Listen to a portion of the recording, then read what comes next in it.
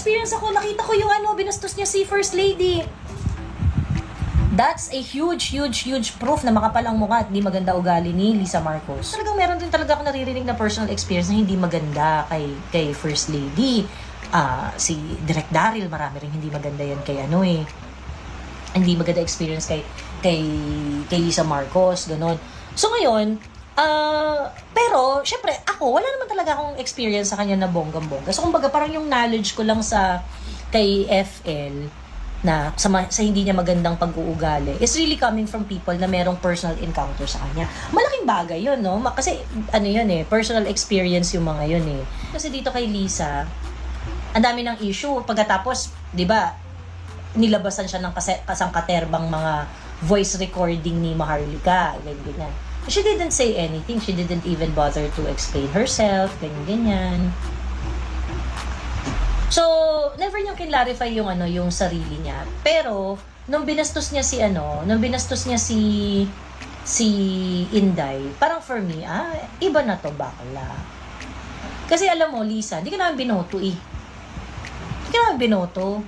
Ba't ang arte-arte mo? I-influence siya sa mga decision making ng presidente na pag hindi niya gusto, ayaw, talagang may paglalagyan ka sa kanya. Ganon. Na hindi talaga maganda yung ugali niya. What happened to Paul Soriano biglang naglaho? Kasi nga, siya yung tinuturo na dahilan talaga ng Love the Philippines fiasco. Si Cristina Frasco daw doon, naging lang. Kumbaga parang hindi naman daw talaga siya nag-participate doon. So what happened? Wala na si Paul Soriano. 'Di ba? Kung walang issue si Paul Soriano, ba't wala na siya?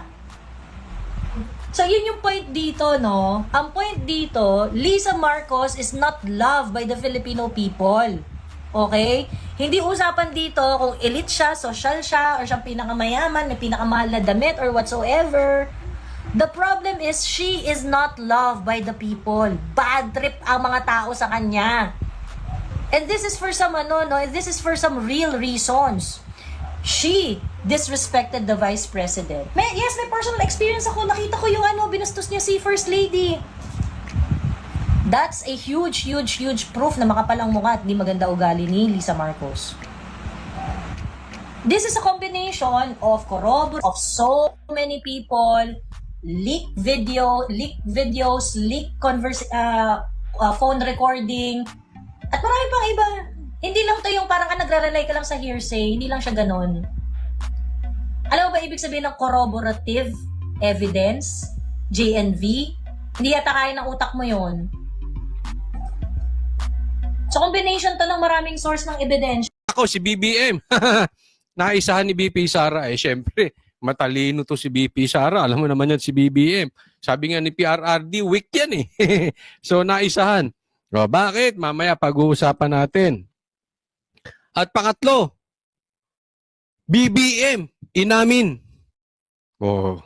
Inamin na nga ba na addict siya? Siya ay lulong sa droga? Inamin na? Pag-uusapan natin yan. So, hindi na po natin pagtatagalin, ha? Dediretso na po tayo agad sa topic. Ito. Tingnan natin, ha? Ito po ay nakuha ko po sa Facebook po ni Jimmy Bondok. At ako sa tingin ko hindi naman sinungaling to si Jimmy Bondok. Sa katunayan, matinupong tao ito. No? So, ito po, pag-uusapan natin, ha? Yan. Saglit lang po.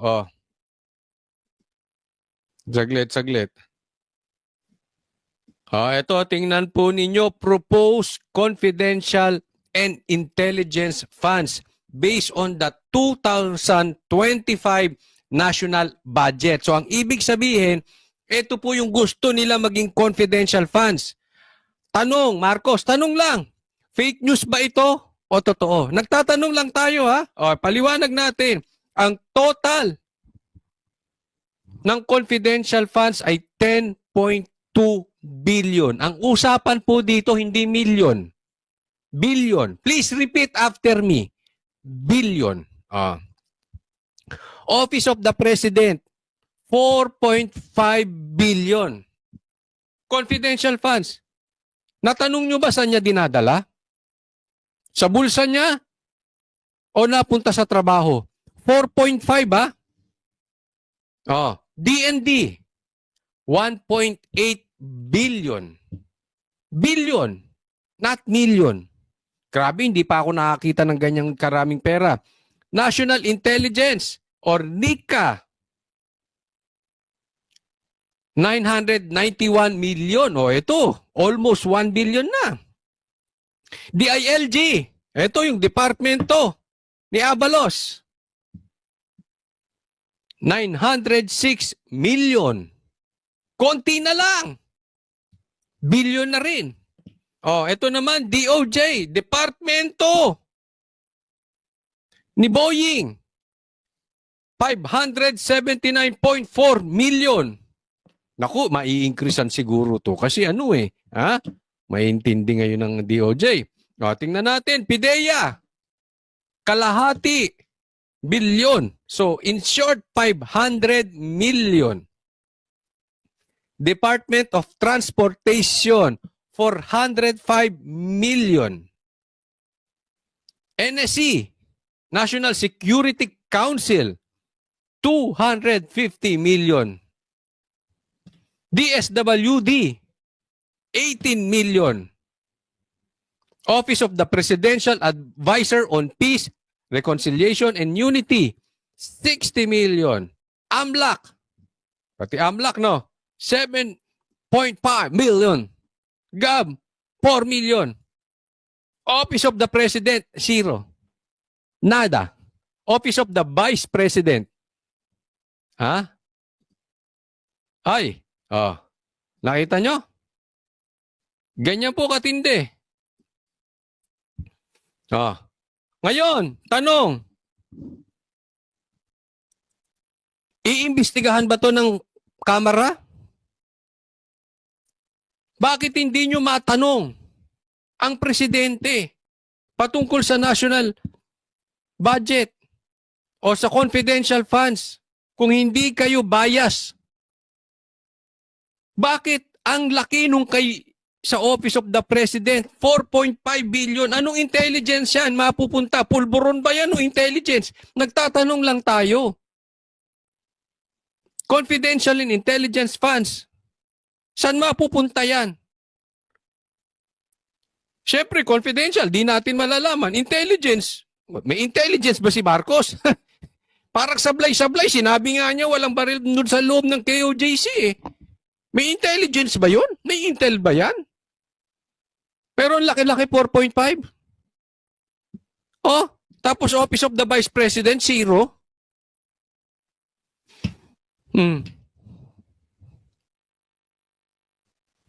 PIDEA nga, 500 million eh. Ano kay BP Sara, 150 million lang ginagawa nyo pang issue. Di ba? Kung hindi kayo mga ipokrito, ni wala man lang nagtumayo sa inyo at nanindigan at tinanong si Marcos. Until now, hindi ko po sinasabing magnanakaw si Marcos. Baka yung taong bayan yon. Pero saan napunta? Ang laki niya na 4.5 billion. Almost half the budget ng buong Pilipinas. Sa Office of the President lang yan. Ganyan po katindi. 4.5 billion tapos yung 150 million ni BP Sara sinisilip ninyo.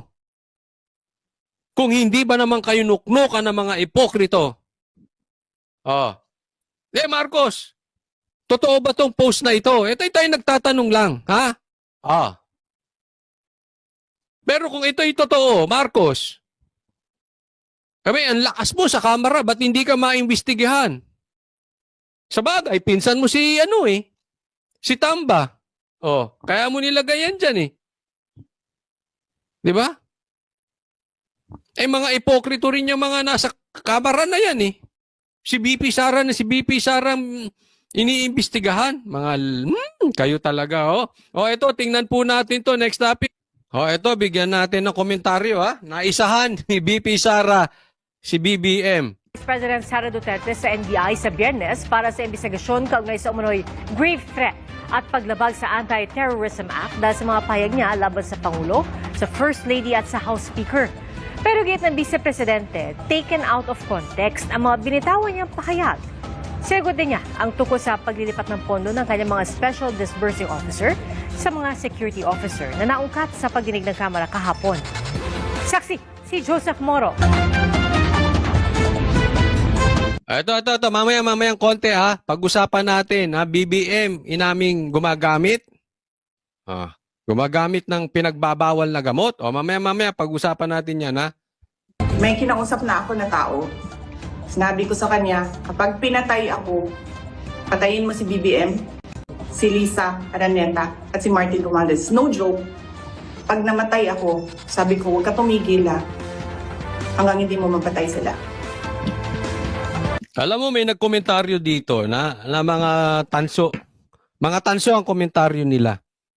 Parang mali ata raw si BP Sara. Sabi niya, pag namatay daw siya, patayin si Marcos, si Tamba at saka si Lisa. Patayin na siya eh. 'Di ba? Kung ikaw naman daw ang papatay, bakit mo pa raw susundin si BP Sara patay na? 'Di ba? Yun yung sabi nung isang tanso na hindi ko alam kung vlogger yun o sinto-sinto. Basta hindi ko maintindihan ano na kung ano na yun. Basta wag na natin intindihin kung sino yun. Basta iyan ang kanyang patay na eh, bakit mo pa susundin? 'Di ba? At saka, kung patayin na si BP Sara, sino magbabayad doon sa papatay? Doon sa papatay kay Marcos, kay Tamba at saka kay Lisa. Alam mo yung ganong komentaryo, alam nyo kung bakit nila nasasabi yon? Kasi po, sila po ay nasanay sa traidor. Traidor yung bossing nila, kaya para sa kanila, isahan. Ang buhay sa mundo ay parang isahan. Kailangan maisahan mo yan. Kailangan maisahan mo to. Patay ka na eh. Di wala na akong pakialam sa'yo. Ganon. Yung kasi yung mundo nila. Yun yung ginagalawan nila eh. Traidor. Pero kasi, alam mo, sa mga Duterte, word of honor yan. Pag nagbitaw ka, you make sure gagawin mo. Ganyan ang mga Duterte. Pag nagbitaw sila, mangyayari. Pag sinabi nila, susugpuin natin ang adik, susugpuin. Hindi ibig sabihin na nag-fail sila dahil hindi naman naubos ang adik. Pero significantly, sa lahat ng naging presidente, Duterte lang ang nakasolve ng drug addiction sa Pilipinas. Ganun ang totoo. Diba? Pinakamababa ang corruption, panahon ni Duterte. Ibig sabihin, hindi mo kailangan sisingilin ka basta't nangako ka, tuparin mo. Hindi katulad ng boss nila. Tinulungan maging presidente, trinaydor si BP Sara. Tinulungan ni Pastor at ng SMNI, trinaydor si Pastor. Traidor kasi sila eh. Kaya itong kanilang kulto, ang pag-iisip din, isip traidor. And then he said yes. Kasunod ng pahayag nito noong madaling araw ng Sabado, pinaharap ng National Bureau of Investigation. Eto na, pinahaharap na. Si BP Sara sa Biyernes. Biyernes na po, eto na. May sabpina na si BP Sara at huhulihin si Sara. Pwedeng walang warrant of arrest. Ito po ang kanilang sikreto. Si Vice President Sara Duterte sa Biyernes. Base sa sabpina ng NBI, pinagpapaliwanag si Vice President Sara Duterte para sa posibleng reklamo ng grave threats at paglabag sa anti-terror law, batas na pinirmahan ng kanyang mismong amang si dating Pangulong Rodrigo Duterte noong taong 2020 lamang. Kung may schedule ng pagdinig sa Kamara ang bise, pwede raw siyang magpadala ng kinatawan para i-reset ang kanyang pagharap sa NBI. Kailangan niyo pa siya? Sana po, mas maganda kung mismong yung Vice President ang pupunta. This will be a fair investigation, impartial. Nako, sabi niya, this will be fair investigation and impartial. May mga nagsasalita na mga taga-NBI na na yung ginawa ni BP Sara ay threat, death threat. Paano naging impartial? May desisyon na yung mga kasamahan nyo. Lumalabas na sa media. Na threat nga yung ginawa ni BP Sara. Paano impartial doon? Naglolokohan ba tayo, sir? Pambihira. Kayo ba, naniniwala kayo sa magiging impartial yung investigasyon na yan? Yan din ang sinabi ng Kamara, impartial sila eh. Para sila sa katotohanan. Di nga. Impartial. Mabigat Naku. ang kaso ng paglabag sa Anti-Terrorism Act dahil ang mga masasaklaw ng ilang partikular na probisyon Tignan mo, eto ngayon ang ipapasok nila, Anti-Terrorism Act. ng batas pwedeng hulihin ng law enforcement agent o military personnel nang walang warrant of arrest at idetene ng hanggang 14 na araw bago iharap sa korte. Pwede pa itong i-extend ng hanggang 10 araw kung kinakailangan. Kung hindi raw Yan ang delikado. Eto na tayo. Ito na yung posibleng pumasok ang batas militar o batas